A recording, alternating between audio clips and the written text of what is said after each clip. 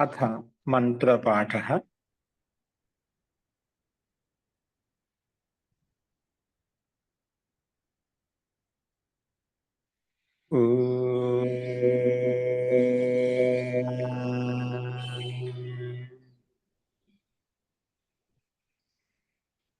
सहनाववतु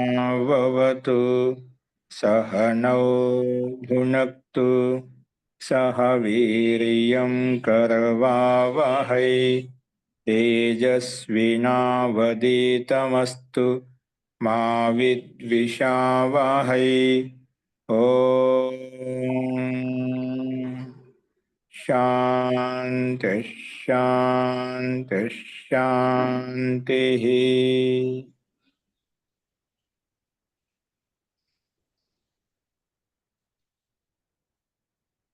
సర్వేభ్యో నమః. అందరికీ నమస్కారం అండి. మనము వేదాంత దర్శనంలో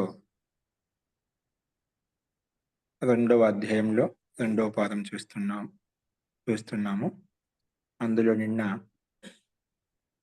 33వ సూత్రం వరకు చెప్పుకున్నాం. నిన్న చెప్పిన పాటల్లో ఇంకెవరికైనా సందేహాలు ఉన్నాయా?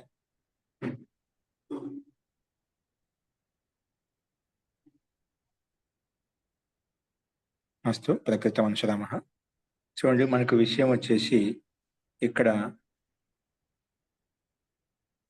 క్షణికవాద సిద్ధాంతాన్ని సృష్టి ఉత్పత్తి ప్రకారం ఏమాత్రము సిద్ధించదు, సృష్టి ఉత్పన్నం కాదని చెప్పుకున్నాము. కాబట్టి ఈ విజ్ఞానవాదం ప్రకారంగా తీసుకున్నా కూడా అంత ఆ లోపల ఉండే విజ్ఞానము, ఆ విజ్ఞానం అనేది బయటి వస్తువు లేకుండా, బయటి పదార్థం లేకుండా లోపల విజ్ఞానం ఏర్పడదు. కాబట్టి బయట పదార్థమే స్థిరంగా స్థిమితంగా ఉన్నప్పుడే లోపలి విజ్ఞానం కూడా ఏర్పడుతుంది. కాబట్టి విజ్ఞానవాద సిద్ధాంతం ప్రకారంగా జగదుత్పత్తి సంభవించదని చెప్పుకున్నాం.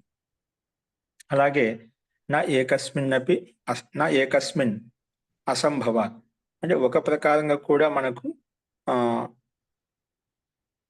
సృష్టి ఉత్పత్తి అనేది సిద్ధించాలంటే మనకు అనేకాంతవాద అంటే ఏదైనా సృష్టి ఉత్పన్నం అనే ఒక స్థితి ఉండాలి, ఒక సిద్ధాంతం ఉండాలి. అలా కాకుండా రకరకాలుగా నా ఏకస్మిన్ అసంభవాత్ ఒకే దాంట్లో సంభవించాలన్నమాట. అంటే కొంతమంది ఒక రకంగా ఉంటున్నారు, కొంతమంది ఇంకో రకంగా ఉంటున్నారు. సృష్టి ఉత్పత్తి ఇలా జరుగుతుంది, సృష్టి ఉత్పత్తి ఇలా జరగదు. అలాగా అది అనేక రకాలుగా వ్యాఖ్యానిస్తున్నా. అందుకే ఆ విషయాన్ని మనకు ఇక్కడ ఈశ్వర విషయంలో ఎవరికైతే నాస్తికత్వం ఎక్కడ కనిపిస్తుందో ఆ పక్షాన్ని కూడా ఈ సూత్రం ప్రకారం ఖండించబడింది అన్నమాట. ఏ రకంగా అంటే ఇదానీ అనీశ్వరవాద పక్ష ఇదానీ నిరాక్రియతే. ఎందుకంటే ఏషు అనేకాంతవాద అంటే అనేకాంతవాద సిద్ధాంతం అట. ఒక విషయంలో అనేక రకాలుగా అభిప్రాయ భిన్న భిన్నంగా మనకు కనిపిస్తున్నాయన్నమాట. అక్కడ అభిప్రాయ భేదం ఏ రకంగా కనిపిస్తున్నాయి అంటే తత్ర ఏ పదార్థ మన్యంతే, కొన్ని పదార్థాలు చెప్పాయి. 7 పదార్థాలు చెప్పుకున్నామట. అంటే ఈశ్వరు యొక్క అస్తిత్వం చెప్పడంలో రకరకాల భిన్న మతాలు మనకి ఇక్కడ ఉల్లేఖించబడ్డాయి. ఏంటో ఆ భిన్న పదార్థాలంటే జీవ, అజీవ, ఆశ్రావ, సంవర, నిర్జర, బంధ, మోక్ష, ఈ 7 పదార్థాలు చెప్పుకున్నాం. అంతేకాకుండా అక్కడ ఇంకొక 5 పదార్థాలు కూడా చెప్పుకుంటాం. జీవాస్తికాయము, ధర్మాస్తికాయము, పుద్గిలాస్తికాయము, అలాగే ఆకాశాస్తికాయము, ఇవి కూడా వాటి అంతర్గతంలో తీసుకొని ఈ రకంగా ఈ మొత్తం అన్నిటి ఆర్డర్ చేసుకుని చదవర్త చేసు సప్తభంగి న్యాయం ప్రకారంగా చెప్తాను. ఇవన్నీ కలిపి ఒక సప్తభంగి న్యాయం, ఒక న్యాయం ఉందన్నమాట. ఇవన్నీ అంటే ఇవన్నీ ఏవైతే మనం చెప్పుకుంటున్నామో పదార్థాలు అన్ని ప్రస్తావించుకుంటున్నామో ఇక్కడ స్యాదస్తి, స్యాద్ నాస్తి అంటే ఇది ఇలా ఉండొచ్చు అండి, ఇది ఇలా లేదు, ఇది ఇలా ఉంటుంది, ఇలా ఉండకపోవచ్చు. అలాగా భిన్న అభిప్రాయాలు ఒకే విషయంలో అనేక రకాల అభిప్రాయాలు మనకు కనిపిస్తున్నాయి. కానీ లాస్ట్ సిద్ధాంతం ఏం చెప్పారంటే నా ఏకస్మిన్ అసంభవాత్ అంటే ఇవన్నీ అభిప్రాయ భేదాలు ఏవైతే ఉన్నాయో ఒకే పదార్థంలో, ఒకే ఈశ్వర పదార్థం లేదు, ఒకే ప్రకృతి పదార్థంలో ఇవన్నీ సంభవించవు. నా ఏకస్మిన్ అసంభవాత్ ఒకే పదార్థంలో, ఒకే తత్వంలో ఇన్ని రకాల అనేకాంతవాద సిద్ధాంతం సిద్ధించదు. ఏదో ఒక పదార్థం ఒకటే తత్వం ఉంటుంది కానీ అనేక రకాలు ఉండవు. ఇది ఉండొచ్చు అండి, ఇది లేదండి, ఇది లేదు, ఉంది లేదు, ఇది కొంతవరకు ఉంటుంది. అలాగా స్యాదస్తి, స్యాద్ నాస్తి, స్యాద్ అస్తి నాస్తి, అవ్యక్తవ్యం, ఆ వక్త అవక్తవ్యశ్చ స్యాత్. వక్తవ్యశ్చ స్యాత్ అంటే అది వక్తవ్యం కాదు, అది వ్యక్తం చేయడానికి వీలు కాదు, ఇది వ్యక్తమైంది. అలాగా రకరకాలుగా మనకి ఏవైతే కనిపిస్తున్నాయో నా ఏకస్మిన్ అసంభవాత్, ఒకే పదార్థం ఇవన్నీ కూడా సంభవించవు. ఇది సూత్రం యొక్క తాత్పర్యం. నా ఏకస్మిన్ ఒకే పదార్థంలో, అసంభవాత్ అంటే అనేక సిద్ధాంత అనేక అభిప్రాయాలు ఒకే పదార్థంలో ఇలా అనేకంగా ఉండవు. అలాగా ఉన్నట్లయితే అది మహాన్ అవిశ్వాసం ఏర్పడుతుందన్నమాట. అంటే ఒక సమయంలో ఏ వస్తువు అయితే ఉందో అదే వస్తువు ఉంటుంది కానీ అదే సమయంలో ఆ వస్తువు భిన్న రూపంలో ఉండదన్నమాట. ఇప్పుడు కుండ రూపంలో కుండ ఎప్పుడైతే చూసినా ఆ సమయంలో అదే రూపంలో ఉంటుంది, కుండ భిన్న రూపంలో ఉండదన్నమాట. మరి భిన్న రూపంలో ఉందంటే అది ఇంకా మా ప్రతి వస్తువు కూడా ఆ అవిశ్వాసానికి యోగ్యం అవుతుంది. అంటే అవిశ్వాస ప్రసంగం ఉత్పన్నమవుతుంది, అంటే దోషయుక్తం అవుతుందంట. అది ఏదైతే ఉందో అది లేనట్టుగా ఉంటుంది, లేదు ఉన్నట్టుగా అవుతుంది, అది అస్తవ్యస్తం అవుతుంది, అసమంజసం అయిపోతుంది అన్నమాట. కాబట్టి ఇవన్నీ అనేకవాద సిద్ధాంత ఈశ్వర విషయంలో అనేక వాద ప్రవాదనలు ఏవైతే ఉన్నాయో నా ఏకస్మిన్ అసంభవాత్, ఒకే పదార్థంలో ఒకే తత్వంలో ఇవన్నీ కూడా అనేకాంతవాద సిద్ధాలు సిద్ధించవు. దీనికి ఇంకా ఆచార్య ఉదయవీర్ ఆచార్య యొక్క గ్రంథంలో ఈ సూత్రానికి అర్థం ఎలా చెప్పబడిందంటే, బ్రహ్మ పరక అంటే బ్రహ్మ అర్థం తీసుకొని చెప్పుకుని ఇక్కడ ఒకే పదార్థాలు ఇవన్నీ సంభవించని చెప్పి ప్రకృతి విషయం తీసుకొని చెప్పుకున్నాం. అక్కడ బ్రహ్మతత్వం అంటే ఒకే పదార్థంలో అనేక వాదులు ఉండవు. ఒక పదార్థం ఒకటే ఉంటూ అనేకంగా ఉండవు అని చెప్పి సిద్ధాంతి రకంగా అర్థం చెప్పుకున్నాం ఇక్కడ బ్రహ్మముని భాష్యం ప్రకారంగా. అక్కడ ఉదయవీర్జీ ఈ సూత్రానికి అర్థం ఏ రకంగా చెప్పారంటే, కేవలం ఒక ఈశ్వరుని చేత ఈ సృష్టి ఉత్పన్నం కాదు, అంటే జీవాత్మ ఉండాలి, ప్రకృతి కూడా ఉండాలి. నా ఏకస్మిన్ అసంభవం అంటే కేవలం ఒక పరమాత్మలో ఇవన్నీ సంభవించవు, సృష్టి ఉత్పత్తి ప్రక్రియ సంభవించదు, అంటే జీవాత్మ ప్రకృతి ఇవన్నీ కూడా ఉండాలి. అది ఒక రకమైన వ్యాఖ్యానం అనమాట. ఒకదాంతో సంభవించదు అన్నిటిగా కొంచెం అక్కడ ప్రసంగాన్ని మార్చి అర్థం చెప్పబడింది. మస్తు మొత్తానికి ఒకే పదార్థంలో ఇవన్నీ సంభవించవు అనేకాంతవాదం ప్రకారంగా ఇది నువ్వు చెప్పిన సిద్ధాంతం యుక్తి సంగతం కాదని చెప్పి చెప్పుకున్నాం. ఇంతవరకు విషయాన్ని చెప్పుకున్నాం, దాన్ని కొంచెం మళ్ళీ స్పష్టత గురించి చెప్పాను. కానీ ఇక్కడ ఏం చెప్పాడు, ఇవన్నీ ఒకే దాంట్లో సంభవించవని చెప్పుకున్నాం. ఒకే దాంట్లో పరస్పరం ఒకే పదార్థంలో పరస్పరం విరుద్ధం, దీంట్లో ఉంది, ఇది లేదు, ఇది లేదు, ఇది ఉంది అని చెప్పి ఒకటే పదార్థంలో పరస్పర విరుద్ధ ధర్మాలు ఉండవు అని చెప్పి చెప్పుకున్నామట. ఎందుకంటే అలా ఉన్నట్లయితే దోష ప్రసక్తి వస్తుంది చెప్పుకున్నామట. ఈ మనకి నా ఏకస్మిన్ అసంభవాత్ అనే సూత్రం ప్రకారం ఇద్దని చెప్పుకున్నాం. అలాగా ఒకే పదార్థంలో అనేక పదార్థాలు ఉన్నట్లయితే, అనేక సిద్ధాంతాలు ఉన్నట్లయితే దోష ప్రసక్తి వస్తుంది. అంతేకాకుండా ఇలా నువ్వు స్వీకరించినప్పుడు ఒకే పదార్థంలో అనేక వివాదాలు అనేక సిద్ధాంతాలు ఉన్నాయి, అనేక ప్రవాదాలు ఉన్నట్లయితేనా ఏవంచ ఆత్మ అకారిత్స్యం, ఏవంచ అలాగైతేనా, ఇలాగా ఒకే పదార్థంలో అనేకమైన పరస్పర విరుద్ధ ధర్మాలు ఉన్నాయి అన్నట్లయితేనా, ఒకే పదార్థంలో అనేక పరస్పర విరుద్ధ ధర్మాలు ఉన్నాయి, ఒకే పదార్థంలో ఉండకూడదు, ఒకే పదార్థంలో అనేక పరస్పర ధర్మాలు ఉన్నాయి అన్నట్లయితే దోష ప్రసక్తి వస్తుందని చెప్పుకున్నాం. అలాగే నువ్వు స్వీకరించినట్లయితే ఇంకో దోషం కూడా వస్తుంది. ఏంటది, ఏవంచ నువ్వు అలా స్వీకరించినట్లయితే ఆత్మ అకారిత్స్యం, ఆత్మ అకారిత్స్యం అంటే ఆత్మకి పూర్ణత్వం ఉండదన్నమాట. జీవాత్మ ఏదంటున్నామో దానికి పూర్ణత్వం ఆ దోష ప్రసక్తి వస్తుందన్నమాట.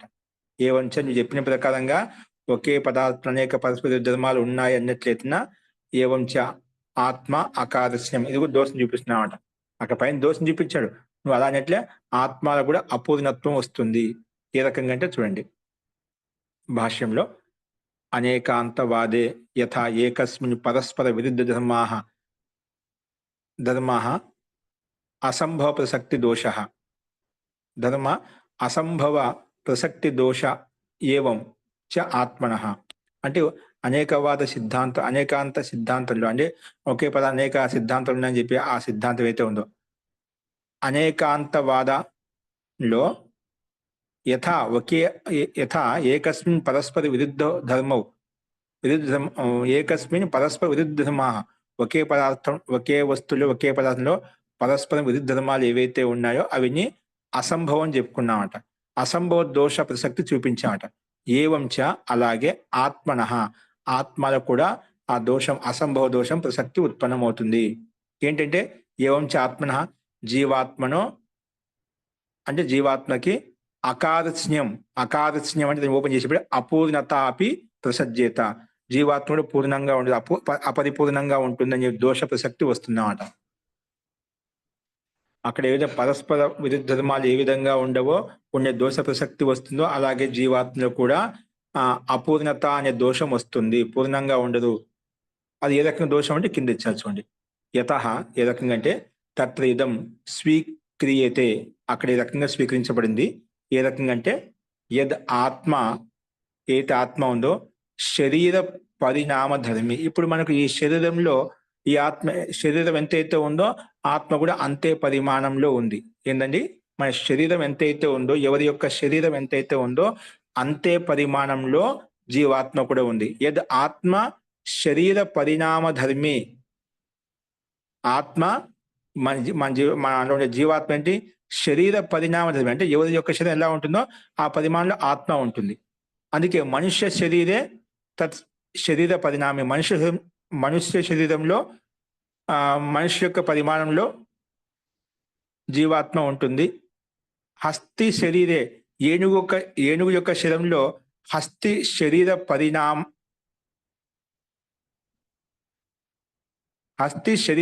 పరిమాణక అంటే పరిణామక. అంటే ఏనుగు శరీరం విశాలంగా ఉంటుంది, ఆత్మ కూడా విశాలంగా ఉంటుంది. అలాగే పిపిలిక శరీరే, అలాగే పిపిలిక చీంటి అంటే చీమ యొక్క శరీరంలో ఆ ఆత్ముడు అలాగే సంకోచంగా సూక్ష్మంగా చిన్నగా ఉంటుంది, చీమలాగే చిన్నగా ఉంటుంది. తద్వత్ అల్ప శరీర పరిమాణ భాగ్భవతి. ఆ రకంగా తద్వత్ అల్ప శరీర పరిమాణ భాగ్భవతి. కాబట్టి ఈ దోషం వస్తుంది. అంటే ఆత్మ ఏంటి, ఈ రకంగా ఉన్నప్పుడు కొన్ని ఏ శరీరం ఏ రకంగా ఉందో ఆ శరీర పరిణామంలో ఈ ఆత్మ ఉంటుందన్నమాట. మనుష్య శరీరంలో మనుష్య పరిమాణానికి సమానంగా, ఏనుగు శరీరంలో ఏనుగు పరిమాణానికి సమానంగా, చీమ యొక్క పరిమాణంలో ఆత్మ కనిపిస్తుంది. అటువంటిప్పుడు ఏమవుతుంది, తత్ర కేనచిత్ కర్మణ మనుష్య శరీరం హిత్వా. ఏదైనా కర్మల ద్వారా జన్మ కలుగుతుందని తెలుసు కదా. అంటే మన జన్మ కలిగిందంటే ఏదో కర్మ ఉంది, కర్మ విశేషం ఉందన్నమాట, ప్రారంభ కర్మలు ఉన్నాయి. అంటే ఆ కర్మ సిద్ధాంతం ఉంది, పూర్వజన్మ ఉందని మనకు తెలుసు అన్నమాట. అటువంటిప్పుడు ఏమవుతుంది, నువ్వు ఈ ప్రకారంగా చూసినట్లయితే తత్ర కేనచిత్ కర్మ, ఏదైనా కర్మ ద్వారా ఆ మనుష్య శరీరాన్ని వదిలిపెట్టి మనుష్య శరీరం హిత్వా హస్తి శరీరం ప్రాప్య జీవాత్మ నా వ్యాప్నుయాత్. ఒకవేళ ఈ మన కొన్ని కర్మలా చేసింది, మళ్ళీ మానవ శరీరం రాలేదు, ఏదో ఏనుగు శరీరం వచ్చింది. అప్పుడు మనుష్య శరీరంలో ఉన్నప్పుడు మనుష్య పరిమాణంలో మనుష్య ఆకారంలో జీవాత్మ ఉండేది. ఇప్పుడు ఆ శరీరం వదిలేసినప్పుడు కర్మల కారణంగా అప్పుడు ఏమవుతుంది, హస్తి శరీరం ప్రాప్య ఏనుగు శరీరాన్ని పొంది అప్పుడు జీవాత్మ నా వ్యాప్నుయాత్. ఎందుకంటే జీవాత్మ ఏమైపోయింది, ముందుగా మానవ శరీరంలో ఉంది కాబట్టి మానవ పరిమాణంలోనే ఈ ఆత్మ ఉంది. ఇప్పుడు కర్మల కారణంగా మళ్ళీ ఏనుగు శరీరం తీసుకుంది. అప్పుడు ఆ సూక్ష్మంగా ఉండే శరీరము స్థూలకాయమైనటువంటి ఏనుగు శరీరంలోకి వ్యాపించలేదు. అంటే ఆత్మ అలాగే ఏనుగు శరీరానికి సమానంగా ఓతప్రోతం కాదు, అంటే వ్యాపించలేదు అనమాట. అలాగే సాచ హస్తి శరీరవర్తి జీవాత్మ, ఇది అనుకున్నాం. ఏనుగు శరీరంలో ఉన్నటువంటి ఆత్మ ఏనుగు పరిమాణంలో ఉందని చెప్పుకున్నాం జీవాత్మ. అందుకే సచ హస్తి శరీరవర్తి జీవాత్మ పిపిలికాయం గత్వ నా సమ్మీయేత అని ఒకవేళ ఏనుగు శరీరాన్ని వదిలేసి ఇంకా చీమ శరీరంలోకి వచ్చిన జీవాత్మ. ఇప్పుడు ఏనుగు శరీరంలో ఉన్నప్పుడు ఏనుగు శరీర ఆకారంలో పరిమాణంలో జీవాత్మ ఉంది. అది ఆ ఏనుగు శరీరాన్ని వదిలివేసినప్పుడు మళ్ళీ చీమ శరీరంలోకి వచ్చినప్పుడు ఆ చీమ సూక్ష్మంగా ఉంది, దాని ఆకారంలోకి రావాలి. అప్పుడు ఇంత వెడల్పుగానే మన చీమ ఆకారంలోకి ఎలా వస్తుంది, అకారస్న్యం. అందుకే అపూర్ణత ఉంటుంది, దోషం వస్తుంది. అంటే అది వికారి అయిపోతున్నాడు, జీవాత్మ అవుతుంది, ఒక్కొక్క శరీరంలో ఒక రకంగా ఉంటుంది, ఆ దోష ప్రసక్తి వస్తుంది అన్నమాట. ఇప్పుడు ఏనుగు శరీర పరిమాణంలో ఉండేటువంటి జీవాత్మ చీమలోకి వచ్చినప్పుడు కర్మల కారణంగా చీమలాంటి సదృశం కావాలి, కానీ నువ్వు చెప్పిన ప్రకారంగా అది సిద్ధించదు అనమాట. అందుకే ఇక్కడ ఏవం జీవాత్మను అకారస్న్యం అంటే అపూర్ణత, అంటే స్వరూప అనవస్థితి ప్రసజ్యత, స్వరూపంలో వ్యవస్థితి అనేది ఉండదు. ఒక్కొక్క శరీరంలో ఒక రకంగా పరిణామంతో యుక్తమైనప్పుడు అలాగా కర్మల ద్వారా మళ్ళీ మార్పు జరిగినప్పుడు అది ఒక శరీరం నుంచి ఇంకొక శరీరంలోకి, ఇంకో శరీరం నుంచి ఇంకొక శరీరంలోకి అది సూక్ష్మత అనేది వికాసించుకోవడము, సంకోచించుకోవడం అనే భావం జరగదు. అలా జరిగిందనుకోండి కొంచెం అర్థం ఎందుకంటే లేదు మహోదయ. ఇక్కడ కొంచెం అర్థం అవ్వలేదు మహోదయ ఈ విషయం. అంటే ఇక్కడ పూర్వపక్షి సిద్ధాంతం ఏమంటున్నా అంటే నువ్వు చెప్పిన ప్రకారంగా అనేకాంతవాదం ఉందన్నట్లయితేనా ఏమవుతుందంటే ఈ దోషం వస్తుందంట. అంటే మామూలుగా ఆత్మ అనేది శరీర పరిణామ ధర్మి. అంటే ఆత్మ అనేది ఏ శరీరం ఎలా ఉంటుందో ఆ పరిమాణంలో ఈ జీవాత్మ యొక్క ఆకారం ఉంటుంది. ఎక్కడ ఉంటుంది? జీవాత్మ యొక్క ఆకారం అనేది శరీరం ఎంతైతే ఉందో ఆ ఆకారంలో ఉంటుంది.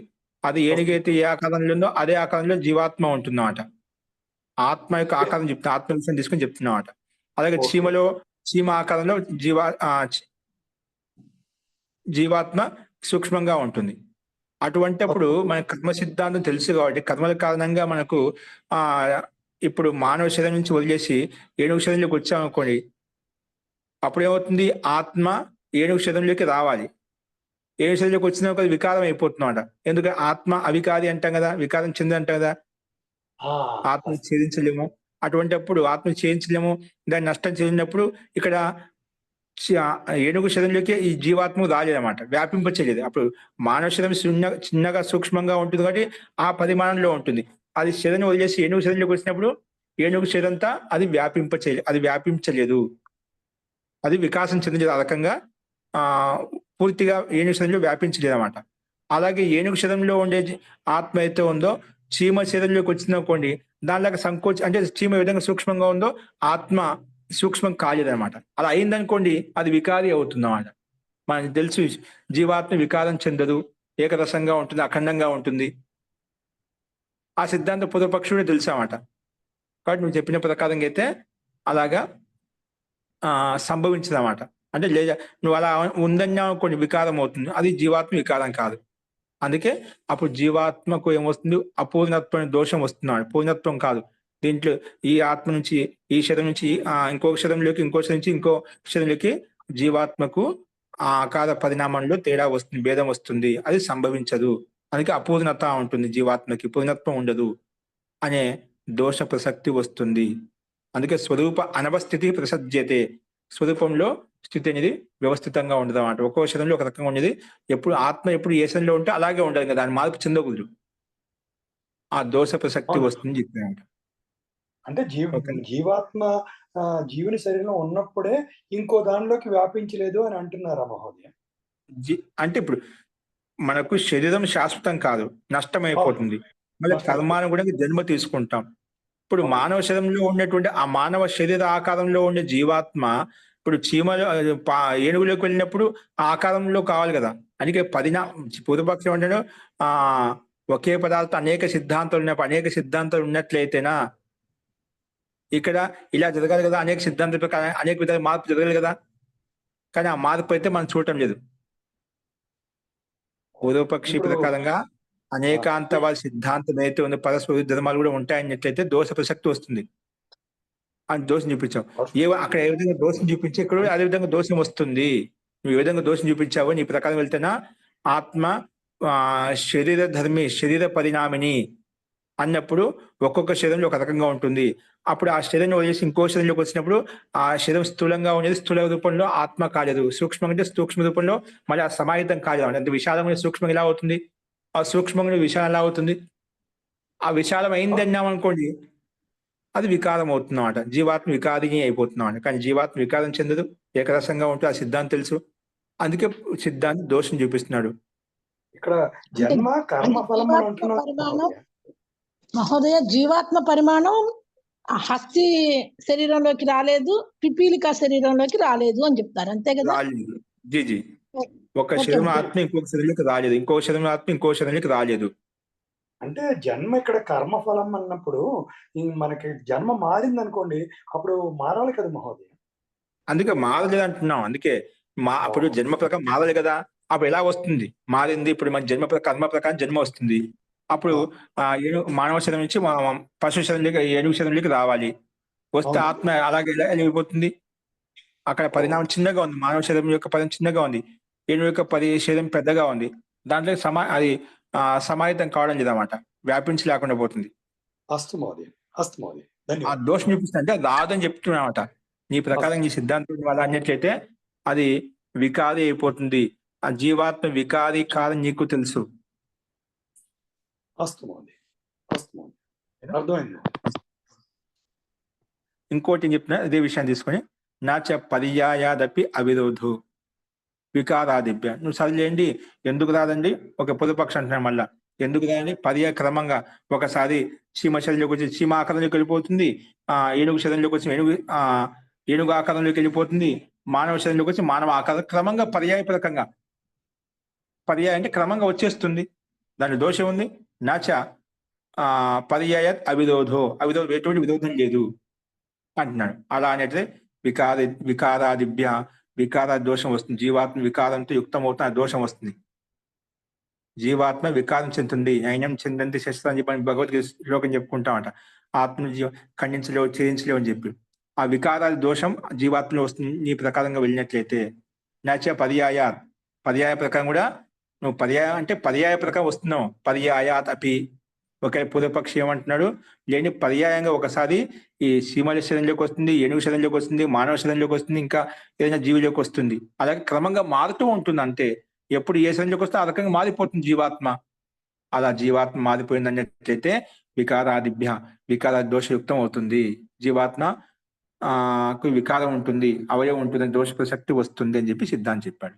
చూడండి భాష్యంలో, యది హి జీవాత్మనః పరిమాణ వికాస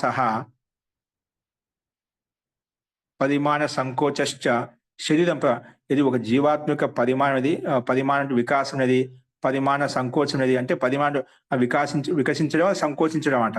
ఇది జీవాత్మకు ఉన్నట్లయితే యది హి ఒకవేళ జీవాత్మనః పరిమాణ వికాస పరిమాణ సంకోచశ్చ శరీరం ప్రాప్య పర్యాయేణ ప్రదీప ప్రకాశవత్ సంపద్యేతే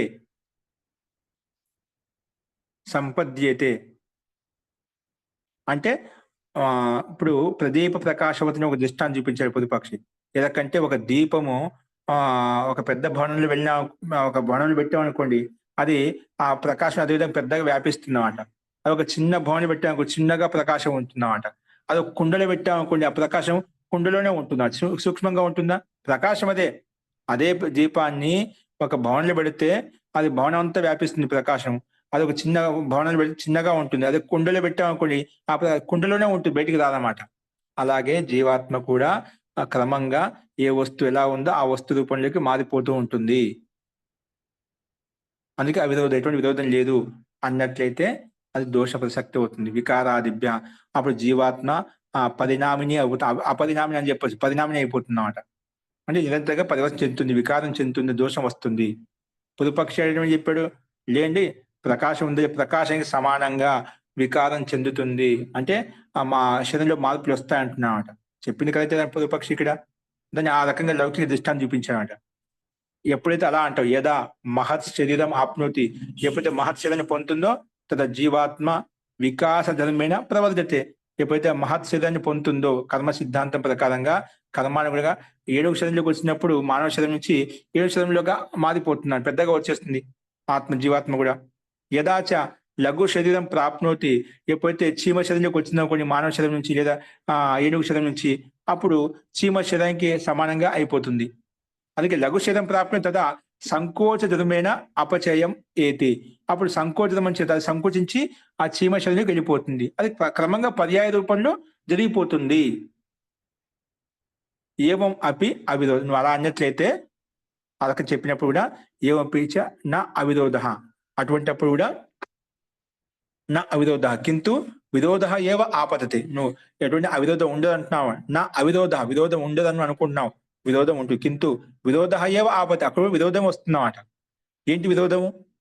నువ్వు విరోధం లేదనుకుంటున్నావు, అట్లా చెప్తే విరోధమే, ఎటువంటి విరోధం ఉండదు అనుకుంటావు. నా అవిరోధం ఉండదు కాదు, ఖచ్చితంగా విరోధం ఉంటుంది. కుతః ఎలా ఉంటుందంటే వికారాది దోషం వస్తున్నాడు జీవాత్మలో. ఏ రకంటే వికారాదిభ్యో ధర్మేభ్య, జీవాత్మ అనేక ధర్మాలు ఉత్పన్నమవుతాయి. ఎందుకంటే తత్రైవ జీవాత్మని వికారాదయో ధర్మ ఆపద్యత, జీవాత్మలో అనేక రకాలుగా వికారం ఉత్పన్నమవుతున్న దోష ప్రసక్తి వచ్చేస్తుంది. జీవాత్మ అనేక ధర్మాలు ఉన్నాయనే దోషం వచ్చేస్తుంది.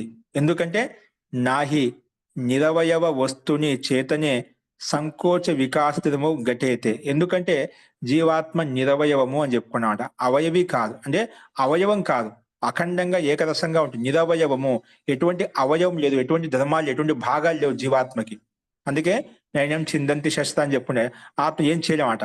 అని నిరవయవము అంటే ఎటువంటి అవయవము లేదు, అది ఒకే అవయవి సత్తా, దాంట్లో అవయవం ఉండదు అన్నమాట, జీవాత్మకైనా పరమాత్మకైనా. అందుకే నిరవయవి వస్తువుని అంటే ఆ పదార్థంలో, ద్రవ్యంలో, జీవాత్మలో, అందుకే నిరవయవ వస్తువుని చేతనే అంటే జీవాత్మలో సంకోచ వికాస ధర్మం ఘటేతే. అంటే సంకోచ వికాస ధర్మాలు ఉండవు అనమాట. ఎందుకంటే ఒక సిద్ధాంతం ఏంటంటే నువ్వు కూడా స్వీకరిస్తున్నది, పూర్వపక్షకు తెలుసు అది.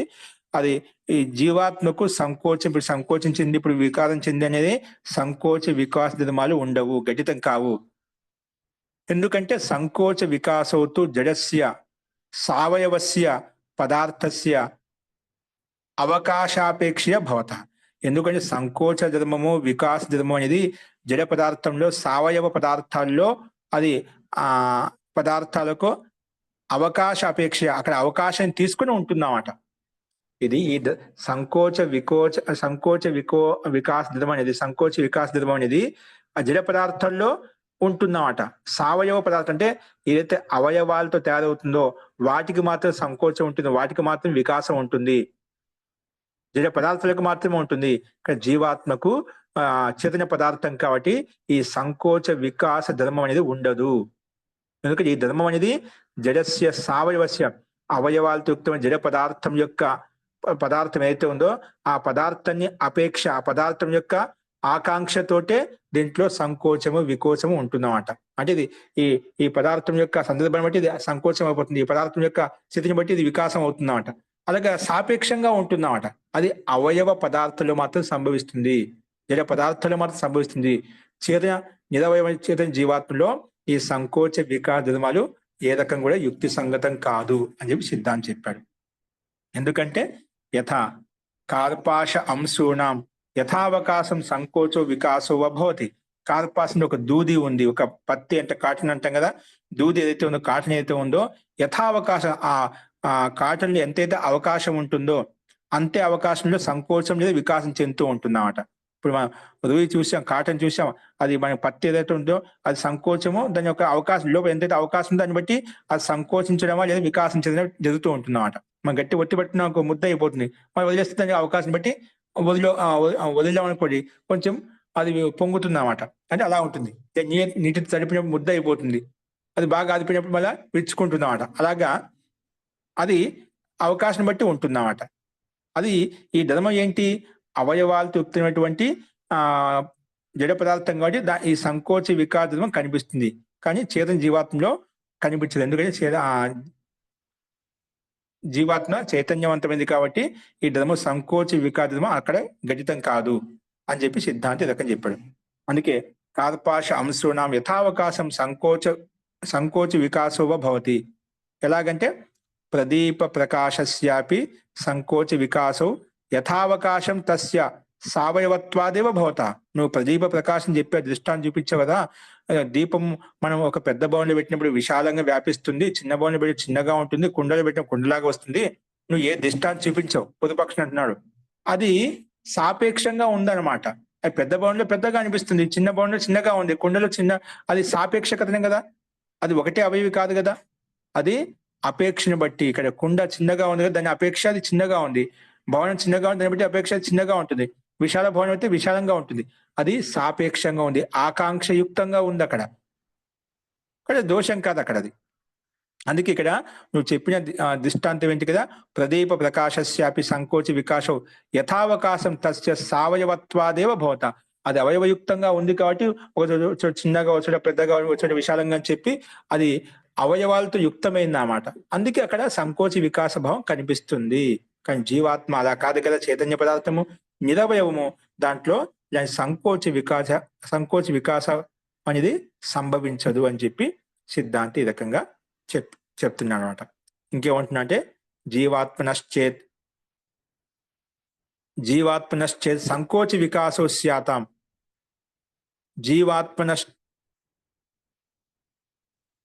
ఒక జీవాత్మన సంకోచ వికోసౌ శాతం అనుకున్న జీవాత్మ సంకోచ భావం చెందుతుంది, వికాస భావం చెందుతుంది అనుకున్నట్లయితే కాసేపు తదిహి సోపి సావయవ స్యాత్, అప్పుడు జీవాత్మ కూడా అవయవాలతో యుక్తమవుతుందన్నమాట.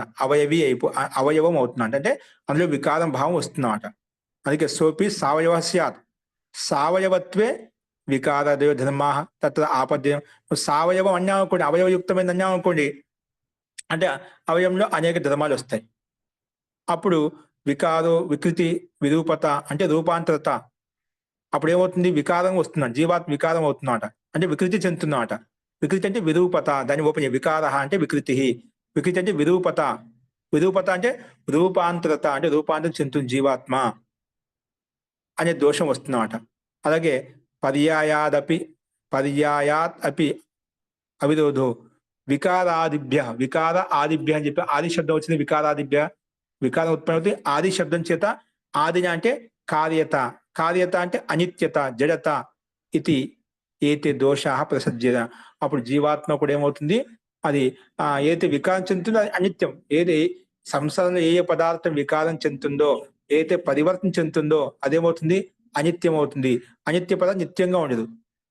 అది ఎందుకంటే ఏవైతే అనిత్యమో అవన్నీ జడ పదార్థాలు, ఏవైతే అనిత్యమో అవన్నీ జడ పదార్థాలు. అప్పుడు జీవాత్మ జడ పదార్థము. అలాగే అనిత్యమైన దోష ప్రసక్తి జీవాత్మ యందు వస్తుంది. కాబట్టి నేను చెప్పిన ప్రకారంగా ఏ రకం కూడా సిద్ధించదన్నమాట. కాబట్టి జీవాత్మ వికారం చెందదు, కాబట్టి ఆ జీవాత్మ ఈ ధర్మాలు ఉండవు.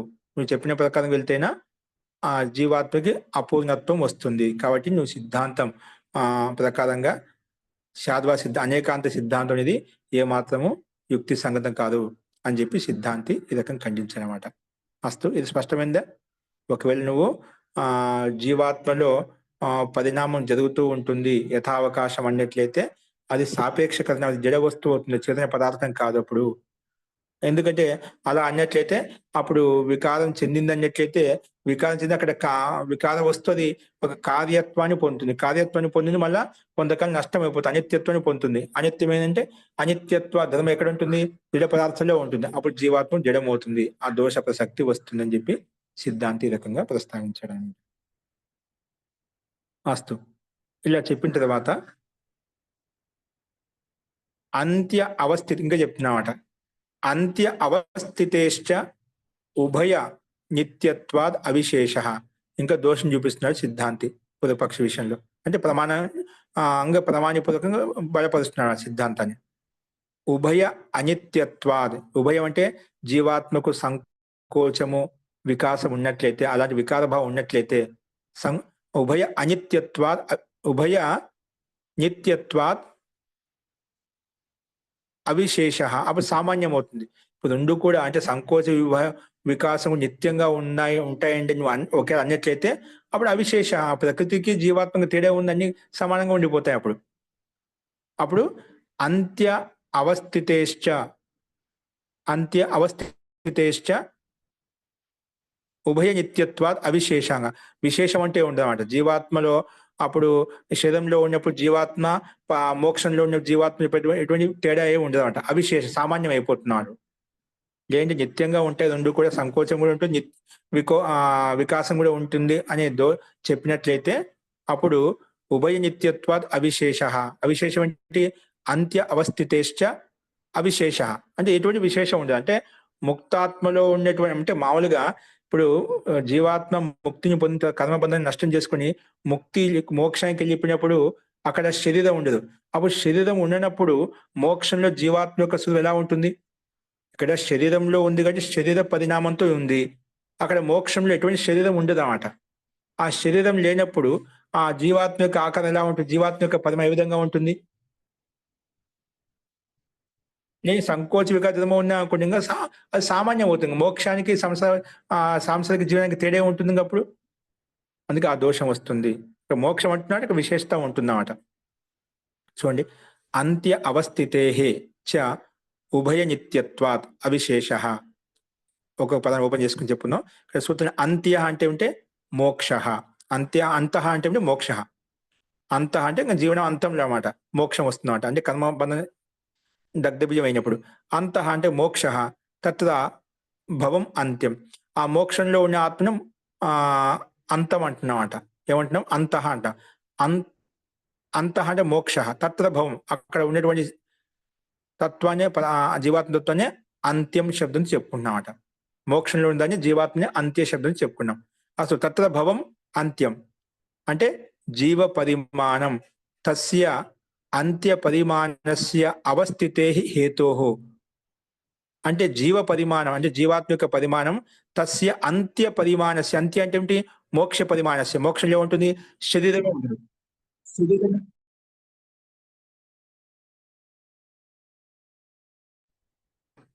శరీరమే ఉండినప్పుడు మోక్షం ఎలా ఉంటుంది? అది తస్య అంత్య పరిమాణస్య అవస్థితే హేతు అంటే అవస్థితికి కారణభూతం అవుతున్నమాట. అంటే మోక్షే జీవాత్మ నా సంకోచం ఆపద్యతే నాచ వికాసం అనుగచ్చతి కింటు తదానిం ఏకరసో భవతి. ఎందుకంటే మోక్షంలో జీవాత్మ ఎటువంటి వికారం చెందదు, సంకోచ భావం చెందదు, వికార భావం చెందదన్నమాట. ఇప్పుడు ఏకరసంగా అఖండంగా ఉంటుందన్నమాట మోక్షంలో. అందుకే జీవ పరిమాణం తస్య అంత్య పరిమాణస్య అవస్థితే, అంత్య పరిమాణస్య అవస్థితే కారణం. అంటే మోక్షంలో జీవాత్మ ఏ పరిమాణంలో ఉంటుందో అదే పరిమాణంలో ఉంటుంది అక్కడ, అట్లా అదే కారణ రూపంలో ఉంటుందన్నమాట. అంటే భిన్నంగా ఉండదు, అంటే సంకోచ వికాస భావం చెందదు. అందుకే కింది అది స్పష్టం చేశాడు. మోక్షే జీవాత్మ నా సంకోచమాపద్యతే నాచ వికాసం అనుగచ్చతి. జీవాత్మ మోక్షంలో శరీరం ఉండదు కాబట్టి ఆ సంకోచించడం కానీ అది వికాసం చెందడం కానీ ఎటువంటిది ఉండదు. కింటు తదానిం ఏకరసో భవతి. ఆ మోక్షంలో జీవాత్మ ఒకే రసంలో అంటే అఖండంగా ఉంటుంది, ఏకరసంగా ఉంటుంది అన్నమాట. సచ ఏకరసత్వ ధర్మో ఉభయత్ర సంకోచ వికాసే అపి వర్తతే. సచ ఏకరసత్వ ధర్మ ఉభయత్ర సంకోచే వికాసో అపి వర్తతే. అప్పుడు ఈ ధర్మం ఏంటి? సంకోచంలో కూడా ఉంటుంది, వికాసంలో ఉంటుంది. ఆ దోష ప్రసక్తి వస్తున్నాడు. సాచ ఏకరసత్వ ధర్మ, ఈ ఏకరసత్వ ధర్మం అనేది ఒకే రకంగా ఉంటుంది, ఒకే రసంగా ఉంటుంది, అఖండంగా ఉంటుంది అనేది ఉభయత్ర అంటే సంకోచంలో కూడా ఉంటుంది, వికారంలో కూడా ఉంటుంది. తత్ ఉభయత్రాపి తస్య విద్యమానత్వాత్ ఏతో సంకోచ వికాసోపి నా వికార ధర్మౌ. అవి అప్పుడు వికార ధర్మం కాదు, నిత్యౌ ఏవ ఇది చేద్ ఉచ్యేత. ఇప్పుడు ఒకేలా పూర్వపక్షి మళ్ళా లేదంటే ఇప్పుడు మోక్షంలో కూడా సంకోచ వికాస భావం రెండింటిలో ఉంటుంది అంటే అక్కడ కూడా అంటే అఖండత్వం ఏకరసత్వం సంకోచంలో ఉంటుంది, ఏకరసత్వం వికాసంలో కూడా ఉంటుంది. ఉభయత్రాపి తస్య విద్యమానత్వాత్ తౌ సంకోచ వికాసౌ అపి నా వికార ధర్మం. అందుకే అవి కూడా వికార ధర్మం కాదు. నిత్యం ఏవ ఇది, అది కూడా నిత్యమే అని ఒకవేళ రెండు ధర్మాలు చెప్పినట్లయితే పూర్వపక్షి చేదు ఉచ్యత, అప్పుడు దానికి సమానం చెప్తున్నామట.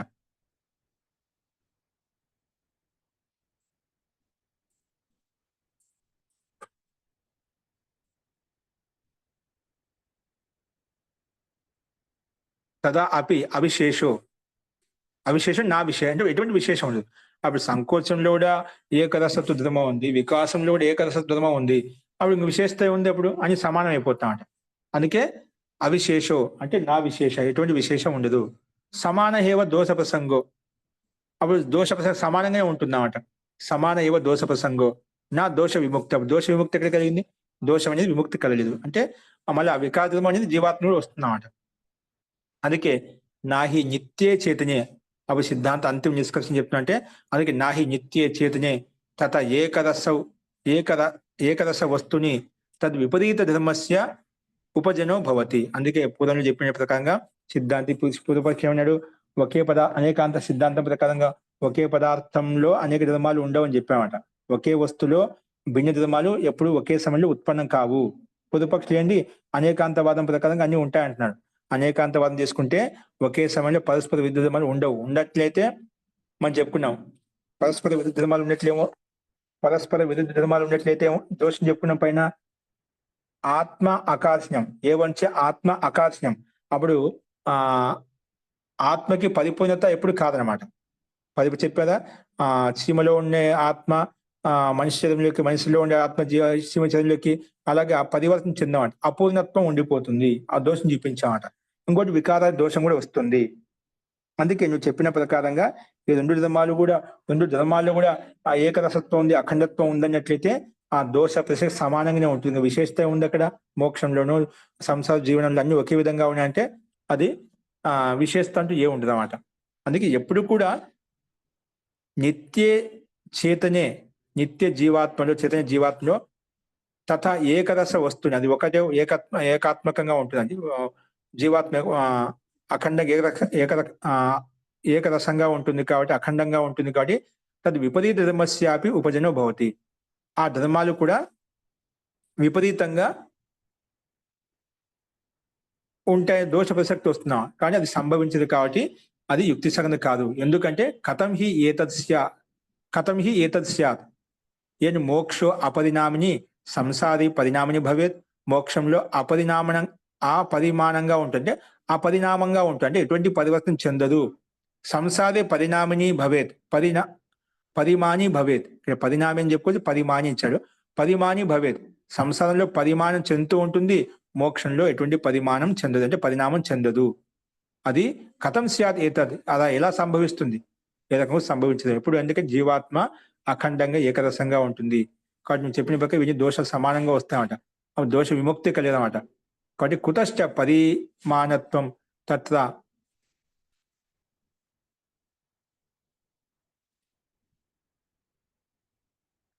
ఆపదేత్ ఇది. కుతశ్చ పరిమాణత్వం తత్ర ఆపదేతి అంటే అప్పుడు ఆ దోషం ఏ రకంగా అక్కడ వచ్చి పడుతుంది మనకు. అప్పుడు ఆ రకం దోషం వచ్చి పడినప్పుడు కుతశ్చ ఏ రకంగా పరిమాణత్వం తత్ర ఆపదేత్ అంటే అది ఏ రకం కూడా రాదనమాట ఆ దోషం. అప్పుడు వచ్చిందనుకోండి సర్వం అసమంజసం ఏవా. ఆ రకంగా దోషం వచ్చిందని ఆ రకంగా ఆ పరిణామం వచ్చిందని అనుకోండి, మోక్షంలో ఒక రకంగా ఉంటుంది, సంసారంలో ఒక రకంగా వచ్చిందన్నట్లయితే అది మొత్తం అసమంజసం అవుతుంది. అంటే సిద్ధాంతం అంతా అస్తవ్యస్తం అవుతుంది అనే స్థితిని ఇక్కడ చూపించడం అన్నమాట. ఆ దోష ప్రసక్తి అంతా కూడా భిన్నం అవుతున్నాం. అంటే మనకి ఏదైతే కర్మ సిద్ధాంతం చెప్పుకున్నామో, జీవాత్మ యొక్క స్వరూపం చెప్పుకున్నామో అవన్నీ కూడా అస్తవ్యస్తం అయిపోతాయి అని చెప్పి సిద్ధాంతి ఈ రకంగా సమానం చెప్పాడు. అస్తు. కాబట్టి మొత్తానికైతే ఇక్కడ అనేకాంతవాద సిద్ధాంతం ప్రకారంగా చూసినట్లయితే అది ఏ రకం కూడా సిద్ధించదు. అనేకాంతవాద సిద్ధాంతం ప్రకారంగా అయితే జీవాత్మనుడు వికారం ఉత్పన్నమవుతుంది. ఆ వికారం అనేది ఎక్కువ జడ పదార్థంలో ఉంటుంది. అప్పుడు ఆ దోషం జీవాత్మ మీద వస్తుంది. నీ ప్రకారం వెళ్ళినప్పుడైతే అంత సమానం అయిపోతుంది. మోక్షంలో జీవాత్మ యొక్క పరిమాణము, ఆ సంసారంలో జీవాత్మ పరిమాణం అంతా ఒకటే విధంగా ఉంటుంది. ఆ రకమైన దోష ప్రసక్తి వస్తుంది. కాబట్టి నువ్వు చెప్పిన వ్యవస్థ ప్రకారంగా మొత్తం సర్వం అసమంజసం అయిపోతుంది అని చెప్పి సిద్ధాంతి దోషం చూపించాడనమాట. ఈ రకంగా జీవాత్మ పరంగా అర్థాన్ని తీసుకొని వ్యక్తం చేశాడనమాట. అస్తు. ఇప్పుడు దీనికి ఏమైనా సందేహం చెప్పండి. అర్థమైందే విషయము? విషయం అర్థమైంది మహోదయ. ఇప్పుడు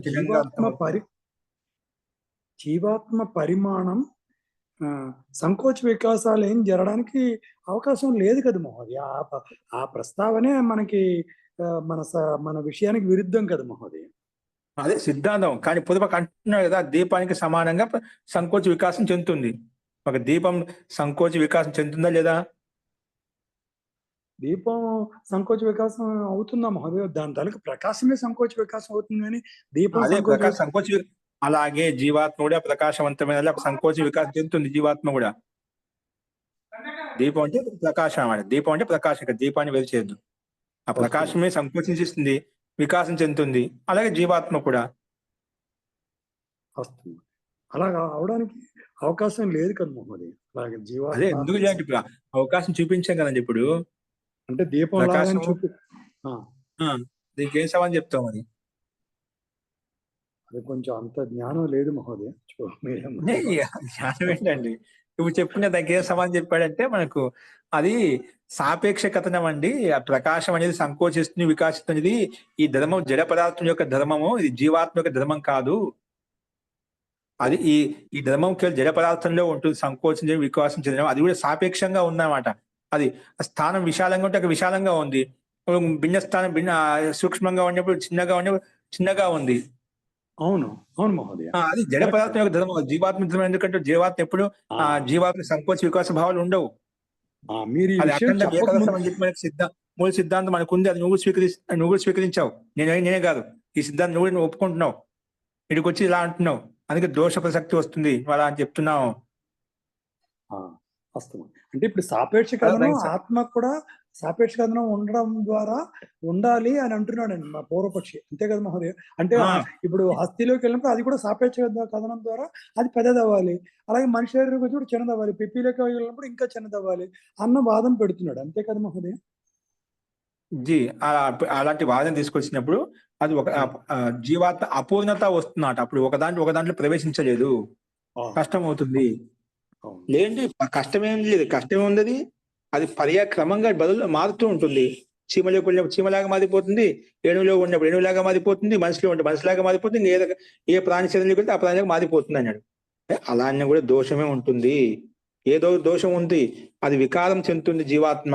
మనకి సిద్ధాంతం తెలుసు, నీకు తెలుసు, నాకు తెలుసు.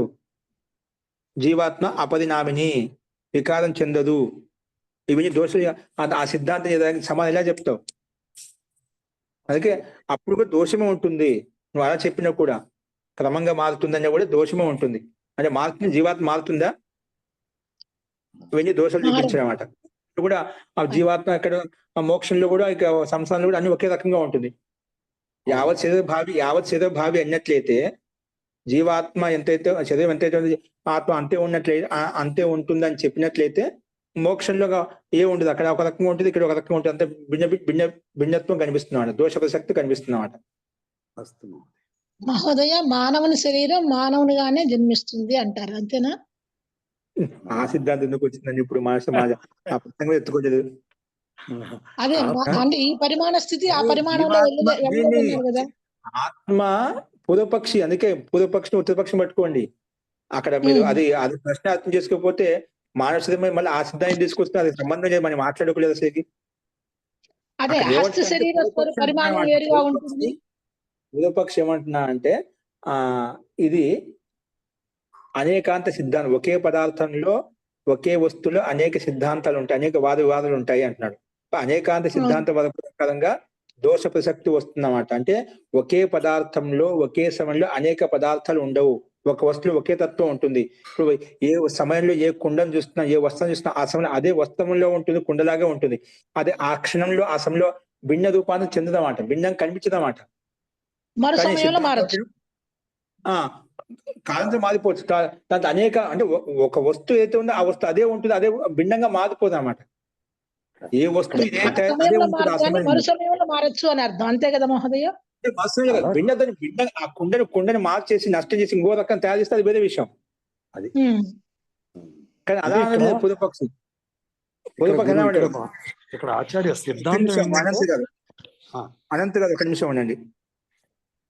ఇక్కడ కేవలం మనం ఏం చూస్తున్నామంటే ఏ సమయంలో ఏ వస్తువు ఏ పదార్థం మనకు దృష్టిగోచరం అవుతుందో ఆ పదార్థం అదే రూపంలో ఉండాలన్నమాట. కానీ అనేకాంతవాది సిద్ధాంతం ఏంటంటే ఒక పదార్థంలో అనేక పదార్థాలు ఉన్నాయండి, అనేక రకాలుగా సిద్ధాంతం. అనేకాంత సిద్ధాంతం అంటే ఇది ఇలా ఉండొచ్చు, ఇది ఇలా ఉందండి, ఇది లేదండి, ఇలా ఉంటుందండి, ఇది ఇలా లేదండి. శాద్వా సిద్ధం పైన చెప్పుకున్నామట. అస్థి నాస్తి, నాస్తి అస్థి అని చెప్పాడు. అంటున్నారు. అటువంటప్పుడు ఇక్కడ మనకు ఆత్మలో కూడా దోషం వస్తుంది. అప్పుడు పరిపూర్ణత రాదు అన్నమాట. ఇక్కడ ఇలా ఉంటుంది, ఇక్కడ అలా ఉంటుందని అనుకోండి, ఆ జీవాత్మలో కూడా ఆ పరిపూర్ణత వచ్చేస్తుంది. మనుషులలో ఉన్నప్పుడు ఇలా ఉంటుంది, ఇలా ఉన్నప్పుడు ఇలా ఉంటుందని చెప్పి ఆ దోష ప్రసక్తి వస్తుంది. నీ సిద్ధాంతం ప్రకారం వెళ్తేనా కాసేపు నీ పురపక్షి మాట చెప్పిన పురపక్షి ప్రకారం వెళ్ళి మాట్లాడాలన్నమాట. అవును మహోదయ. అప్పుడు ఆత్మ విషయంలో పూర్వపక్షి అంటున్నాడు, దాన్ని కల్పించుకొని ఊహించుకో అంటున్నావట. అట్లయితే నీ సిద్ధాంత ప్రకారంగా పరిణామం చెందదంటే అది ఇంకా చీమలో ఉన్నది ఏనుగులో ఉన్న చీమలోకి ఎలా వెళ్తుంది? వెళ్ళలేదన్నమాట. నీ ప్రకారం నువ్వు ఆత్మ కట్టిపడేసావు, యావత్ శరీర భావి అని చెప్పావు. అని ఏ శరీరంలో ఉండే ఆత్మ ఆ శరీరంలో ఉండాలన్నమాట. అప్పుడు మార్పు రాదు, అది సంకోచ వికాసం చెందలేదు. ఎట్లా ఉన్నా ఆత్మ అట్లాగే ఉంటుంది, అంతే కదండి? అట్లాగే ఉంటుంది మహోదయ. అందుకే దోష ప్రసక్తి వస్తుంది. ఇక్కడ ప్రకృతితో తయారైనవి కదా మిగతా అన్ని కూడా ఈ పరిణామం చెందుతాయి. పరిణామం అనేది ప్రకృతి గుణ మార్పులకు లోనవుతుంది కాబట్టి అది జడ. ఈ సంకోచ వికాస భావం అనేది పరిణామం అనేది కేవలం జడ వస్తువుల్లో ఉంటుంది. చేతనాత్మలు చూపిస్తే ఇలాంటి దోషాలు వస్తాయి. దానికి ఏ సమానం చెప్తావు? అందుకే లాస్ట్ ఇక్కడ మనకు జీవుడు ఏంటి అపరిణామి కదా సిద్ధాంతం ప్రకారం. అందుకే అక్కడ జీవుడు ఏమన్నా అంటే మన చెప్పండి మహోదయ్. ఈ మాట దోషం వస్తుందని మళ్ళీ ఏమన్నా పూర్వపక్షి లేదని క్రమంగా మార్పు చెందుతాయండి, అలాగే ఉండాల్సిన అవసరం లేదు, చీమలో ఉన్నప్పుడు చీమలాగా వస్తుంది, మనసులో ఉంటే మనసులాగా వస్తుందంటే అలా అయినా దోషం లాగానే ఉండిపోతుందండి. ఏంటి దోషం అంటే వికారం చెందుతుంది ఆత్మ అవును. వికారం చెందుతుంది నీకు తెలుసు, ఆ సిద్ధాంతం దోషం వచ్చేస్తుంది అన్నమాట. అవును మహోదయ్. ఎందుకంటే ఈ వికారం చెందే ధర్మం అనేది కేవలం జడ పదార్థంలో ఉంటుంది, చేతన పదార్థంలో లేదు. ఏది వికారం చెందుతుందో అది నష్టమైపోతుంది, జీవాత్మ నష్టమైపోతుందా? ఏ పదార్థం అయితే వికారవంతమైందో అది అనిత్యమైంది, అంటే జీవాత్మ అనిత్యమైంది, ఆ దోషం వచ్చేస్తుంది మనకు. కానీ జీవాత్మ నిత్యమని చెప్పి సిద్ధాంతం చెప్పుకోవచ్చా మనం? వికారం చెందని చెప్పి సిద్ధాంతం చెప్పుకోవచ్చా మనం? అవును. ఆ దోష ప్రసక్తి వస్తుంది అన్నమాట. ఓకేనా మహోదయ, ఇక్కడ క్షణికవాద సిద్ధాంతాన్ని ఆధారం చేసుకునే మనం ఆలోచించాలి అనేదే కదా మహోదయ తాత్పర్యం. ఎందుకంటే పూర్వపక్షాల ప్రశ్న మనం ఇప్పుడు ఆ క్షణికవాదంలో మారదు. ఎందుకంటే ఇప్పుడు ఒక మనిషి పుట్టాడు అనుకోండి, వెంటనే చచ్చిపోయాడు అంటే ఏం కావాలంటే అది అలా జరగడం కుదరదు అన్న ఉద్దేశమే కదా మహోదయ ఇక్కడ. ఉద్దేశం కేవలం మనకు ఇక్కడ అనేకాంతవాద సిద్ధాన్ని ఖండించడం. ఒక వస్తువులో అనేక పదార్థాలు ఉండవు, ఒక వస్తువు ఒకే పదార్థం ఉంటుంది, ఒక సమయంలో ఒకే పదార్థం ఉంటుంది, రెండో పదార్థం ఉండదు. ఆ అనేకాంత సిద్ధాన్ని ఖండించామంట. ఒక జీవాత్మ అంటే జీవాత్మ ఏ ఆకారంలో అదే ఆకారంలో ఉంటుందో దాంట్లో భిన్న పదార్థం ఉంది, భిన్న ఆకారం రాదు. అదే మరి భిన్న ఆకారం రాదు అంటున్నారు, నేను చెప్తున్నా మళ్ళీ అది ఎందుకు వచ్చింది అంటున్నారు. అదే నాకు అక్కడ అర్థం కాలేదు మహోదయ. మీరే చెప్తున్నారు ఒకే సమయంలో అంటున్నారండి, ఒకే సమయంలో భిన్న ఆకారం రాదు అని మీరే చెప్తున్నారు, మళ్ళీ నేను అడిగితే అది కాదు కదా అంటున్నారు. పూర్వపక్ష అనేకాంత సిద్ధాంతం ఒకే ఇప్పుడు అనేక నా ఏకస్మిన్ అసంభవాత్ ఒక సూత్రం, అది మీకు అక్కడ కన్ఫ్యూజ్ అవుతున్నారు, ఆ సూత్రం కొంచెం గట్టిగా పట్టుకోలేదు అనమాట. అప్పుడు మీకు ఇవన్నీ వచ్చేసేవి, దీన్ని బేస్ చేసుకుని ఇవన్నీ సూత్రాలు వచ్చాయన్నమాట. నా ఏకస్మిన్ అసంభవాత్. ఇప్పుడు ఆయన ఈ జీవాత్మలో అనేక పదార్థాలు చూపించాడు అన్నమాట. ఏంటివి? జీవ, అజీవ, ఆస్తావ, సంవర, నిర్జర అని చెప్పి. దాంతోపాటు ఇది ఒక న్యాయం అన్న క్షణికవాద సిద్ధాంతం ప్రకారంగా అనేకాంతవాద సిద్ధాంతం కొన్ని న్యాయాలు అన్నమాట.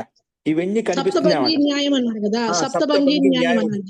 ఆ సప్తభంగి న్యాయం అనేది ఏదైతే అంటున్నావు, ఒక సమయంలో ఒకే పదార్థం ఇన్ని సంభవించవు, ఒకే పదార్థం ఇవన్నీ ఉండవు. అవును, అదే చెప్తుంది. నేను కూడా అదే అంటుంటే మళ్ళీ మీరు మళ్ళీ మానవుని శరీరం మరి ఏనుగు శరీర పరిమాణ స్థితికి దాల్చదా అంటే మళ్ళీ అదెందుకు ఆయా అంటున్నారు. అందుకని అదే ఒకవేళ నీ సిద్ధాంతం నువ్వు ఒప్పుకోకపోతే గినా ఆత్మను కూడా దోషం చూపిస్తున్నావట. ఈ సిద్ధాంతం ఇది ఆత్మ మీద ప్రభావం పడుతున్నమాట నువ్వు ఈ స్వీకరించకపోతేనా. ఈ అనేకాంత సిద్ధాంతం వదిలిపెట్టే ఒకే పదార్థంలో అనేక పదార్థం, ఒక సమయంలో ఒక పదార్థంలో అనేక ఉండవని చెప్పామట. లేదంటే ఉంటాయి, అనేకాంత సిద్ధాంతం ఉంది, అనేక ఇలా కూడా ఉండొచ్చు, అలా కూడా ఉండొచ్చు, ఇలా ఉండి లేకపోవచ్చు. నువ్వు అలా ఆ సిద్ధాంతం అలా గట్టిగా పట్టుకున్నట్లయితే ఆత్మ మీద కూడా దోషం వచ్చేస్తుంది. ఇలా కూడా ఉంటుంది, అలా ఉంటుంది. జీవాత్మ ఇలా కూడా మనిషి శరీరంలో ఉంటుంది, మా పశు శరీరంలో ఉంటుంది. ఇలా ఉంటుంది, అలా ఉంటే దోషం అయిపోతుంది. సిద్ధాంత దోషం కదండి, సిద్ధాంత దోషం వచ్చింది. ఇంకో దోషం చూపించాడు. నువ్వు అలా అంటే దాన్ని చెప్పా సమానం చెప్పాడు అక్కడ. ఒకే సమయంలో ఒక పదార్థం ఒకటే ఉంటుంది, రెండో పదార్థం ఉండదు. అవును, నువ్వు దాన్ని నువ్వు వదిలిపెట్టావంటే ఆత్మ మీద దోషం వచ్చి పడుతున్నమాట. అనేకాంతవాదం అని చెప్తున్నాడు పూర్వపక్షి, దాన్ని ఖండిస్తున్నాడు. అంతే కదా మహోదయ? ఖండిస్తున్నాడు. అదే అండి. అంతే. ధన్యవాదం. అవగతం. సుమంగళి గారు, అది జీవాత్మ పరిమాణి కాదు అంటున్నారు, జీవాత్మ పరిమాణిని కాదు అంటున్నారు. పరిమాణి కాదు సిద్ధాంతం తెలుసు, పూర్వపక్షి తెలుసు, అది ఆ సిద్ధాంతం స్వీకరిస్తున్నాడు. ఇప్పుడు సిద్ధాంతి ఒప్పుకున్నట్లే కదా, జీవాత్మ పరిమాణిని కాదు అనేది సిద్ధాంతి చెప్తున్నాడు. అదే కదా మహోదయ మీరు చెప్పేది? సిద్ధాంతి పూర్వపక్షి పరిణామిని అనేది దోషాన్ని చూపించి దాన్ని ఖండించున్నామాట. ఇది అపరిణామిని జీవాత్మ అని చెప్పి ఖండించాడు అన్నమాట. అఖండం, ఏకరసం, అవ్యయమే కానీ ఇది పరిమాణిని కాదు అని చెప్తున్నాడు. అనేకాంత సిద్ధాంతం తీసుకుంటే ఒకటి అనేకాంత సిద్ధాంతం తీసుకున్నామంటే ఇవన్నీ దోషాలు వస్తాయి. ఆత్మ మీద దోషం వస్తుంది, ప్రకృతి మీద దోషం వస్తుంది. అప్పుడు మోక్షంలో కూడా మోక్షం తేడా ఉంది. అప్పుడు అంతా దోష ప్రసక్తి వస్తున్నారు. అది ఈ దోష ప్రసక్తి మనం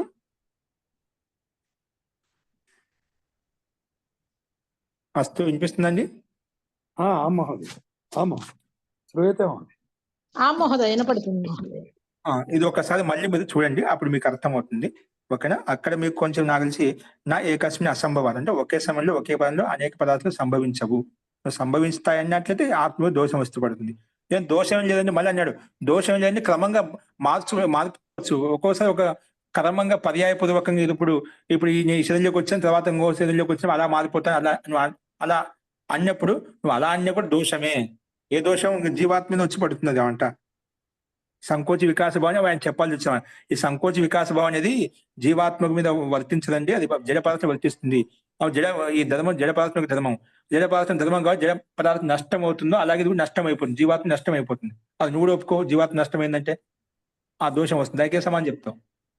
ఇంకా మోక్షంలో సంసారంలో ఆత్మ ఎటువంటి పరిణామం ఉండదు అన్నమాట, ఇవన్నీ దోషాలు వస్తాయి. అందుకే క్షణికవాద సిద్ధాంతం కరెక్ట్, అనేకాంతవాద సిద్ధాంతం కరెక్ట్ కాదు. ఓకేనా?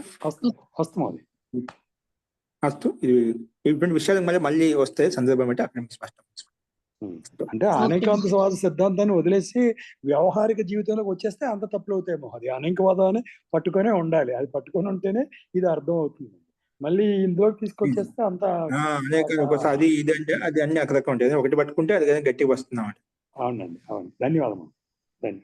శాంతి పాఠ. ఓం